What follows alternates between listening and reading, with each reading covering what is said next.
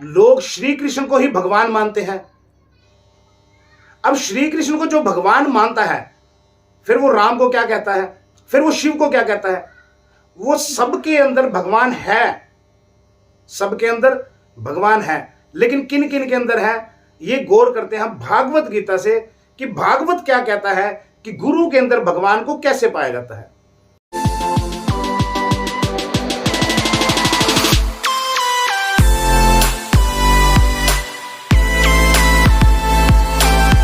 नमस्कार दोस्तों, गुरु शरणम। तो आइए दोस्तों, आज हम बात करेंगे गुरु और शिष्य क्या है, इनका रिश्ता क्या है, क्या हमारे सनातन में मुर्शिद के अंदर रब होने का जिक्र है या नहीं है। आज हम इस बात को क्लियर करेंगे भागवत गीता से। क्या सच में ही गुरु के अंदर भगवान को पाया जा सकता है? अगर पाया जा सकता है तो कैसे? आइए गौर करते हैं भागवत गीता पे।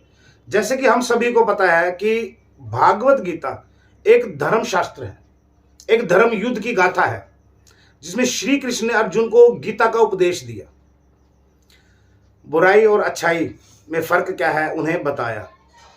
आत्मा और परमात्मा का मिलन कैसे होगा, आत्मा मरती नहीं है, वो जन्म नहीं लेती, उन्हें हर चीज का ज्ञान दिया। लेकिन इसमें एक राज भी है, शायद आपको पहले किसी ने बताया हो भागवत में से ही निकाल के कि इसमें क्या राज है। लोग श्री कृष्ण को ही भगवान मानते हैं। अब श्री कृष्ण को जो भगवान मानता है, फिर वो राम को क्या कहता है, फिर वो शिव को क्या कहता है? वो सबके अंदर भगवान है, सबके अंदर भगवान है, लेकिन किन किन के अंदर है ये गौर करते हैं हम भागवत गीता से कि भागवत क्या कहता है कि गुरु के अंदर भगवान को कैसे पाया जाता है। जैसे कि आपको और हम सबको एक बात का पता है कि जो भागवत गीता है, ये कुरुक्षेत्र के युद्ध में जब गीता का उपदेश हुआ, उसी वक्त ये ज्ञान जो था वो आगे चला, लेकिन उससे पहले श्री गणेश जी इनको लिख चुके थे। लेकिन इसमें क्या बताया गया है, अर्जुन जो थे वो पांडव थे, कौरवों के साथ उनका युद्ध था। कारण क्या था? कारण ये था कि द्रौपदी को अपमानित करना। युद्ध कब हुआ? 13 साल बाद।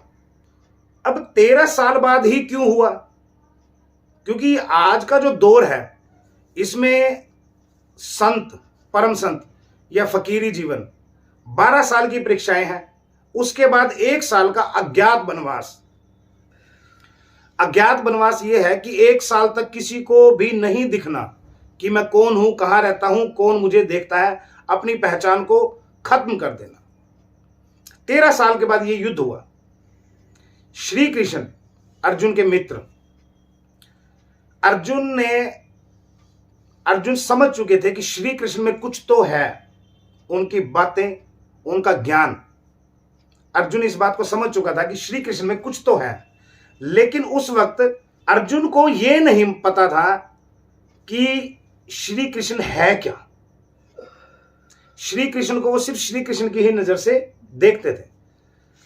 लेकिन जब युद्ध हुआ, आरंभ हुआ, तो पांडवों में अर्जुन ने क्या किया, सारी सेना को छोड़ के श्री कृष्ण को अपनाया। ये भागवत जो है, भागवत की स्टार्टिंग में ही इस बात का वर्णन किया गया है। वो वर्णन किस प्रकार है उस पर गौर करते हैं, फिर इसकी जो अंदरूनी गहराई है उस बात पे भी हम गौर करेंगे।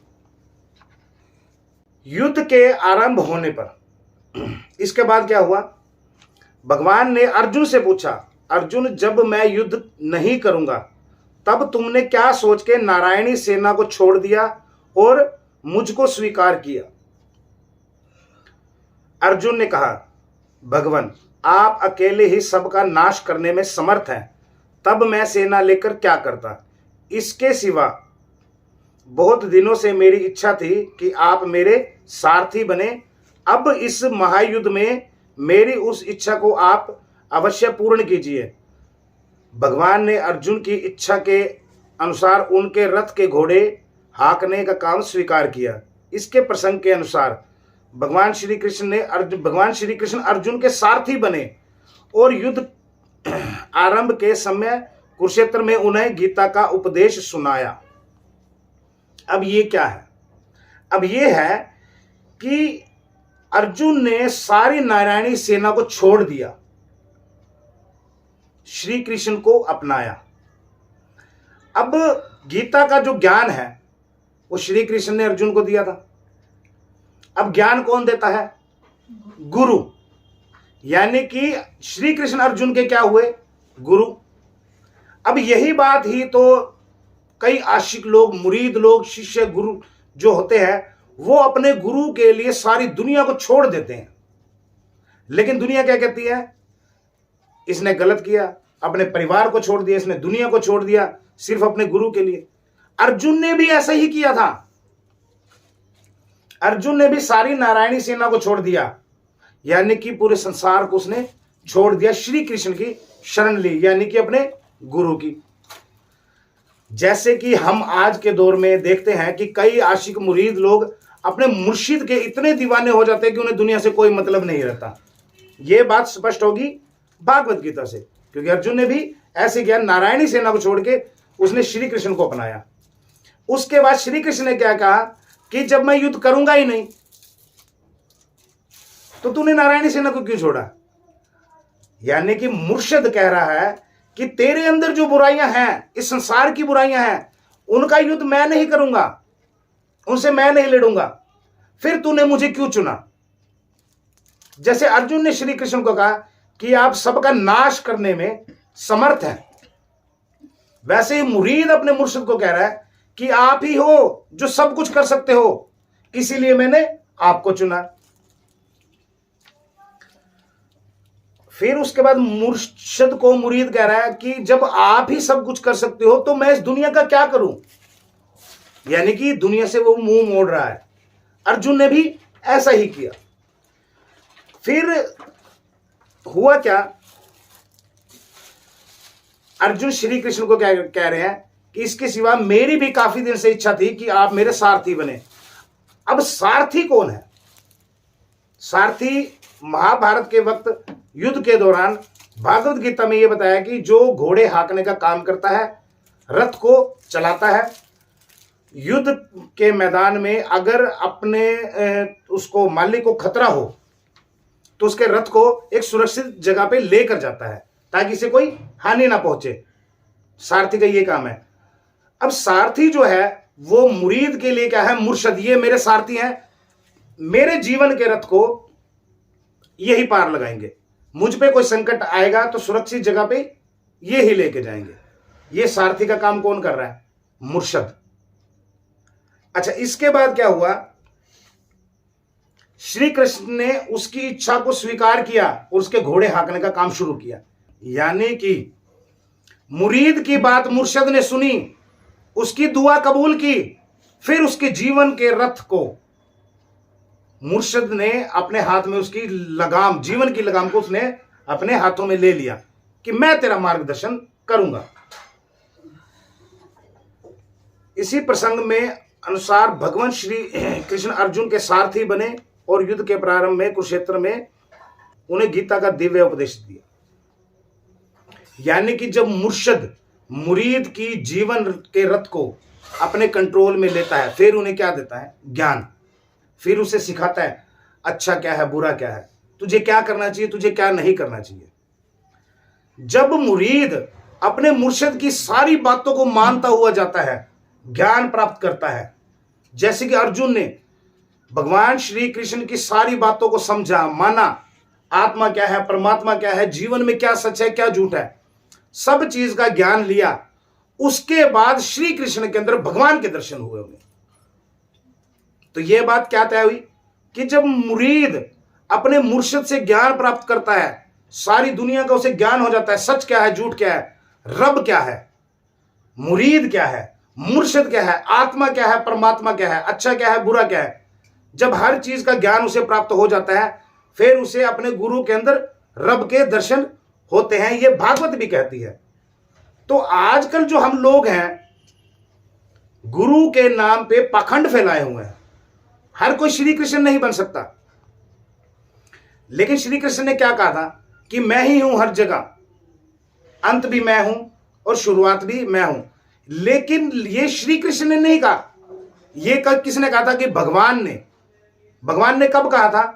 जब अर्जुन ने श्री कृष्ण के अंदर भगवान को पा लिया, तब ये बात हुई थी। उससे पहले तो अर्जुन को श्री कृष्ण में श्री कृष्ण ही दिखते थे, भगवान तो दिखे नहीं थे। यानी कि मुरीद को मुर्शद तब तक मुर्शद नजर आता है जब तक उसे ज्ञान ना हो। जब ज्ञान हो जाए फिर मुर्शद में रब नजर आ जाता है। यह बात को साबित भागवत गीता भी कर रही है। लेकिन हमारे कुछ ऐसे लोग हैं जो भागवत के अर्थ को ना तो हमें समझा पा रहे हैं, ना ही खुद समझ पा रहे हैं। अब जिसने गुरु को पा लिया, उसने रब को पा लिया। अर्जुन ने श्री कृष्ण को गुरु बनाया, गुरु हुए।